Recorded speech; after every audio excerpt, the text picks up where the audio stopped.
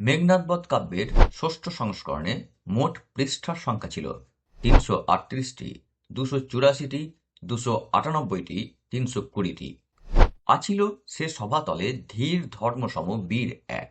বীরটি হলেন সুগ্রীব, অঙ্গদ, হনুমান, বিভীষণ। অজিন পাতি বর্ষিতাম।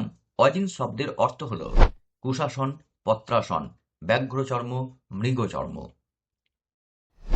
ভাসিছে কনক লঙ্কা ড্যাশ তীরে, শূন্যস্থান পূরণ করো। আনন্দের, বারবের, জাহ্নবীর, অর্ণব। মারি সে দেশের রাজা।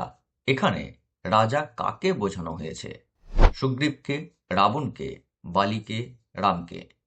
আসিত নিত্য করভ করভী। করভ শব্দের অর্থ হল হস্তি শাবক, হাতি, হরিণ, ময়ূর। এই সমস্ত প্রশ্নের উত্তর যদি না জানা থাকে তাহলে চলে আসুন আগামীকাল রাত্রি ৮টা ১৫ এই চ্যানেলে লাইভ মক টেস্ট ৪১-এ। তার আগে চ্যানেলটিকে অবশ্যই সাবস্ক্রাইব করে নেবেন। সকলে ভালো থাকুন। ধন্যবাদ।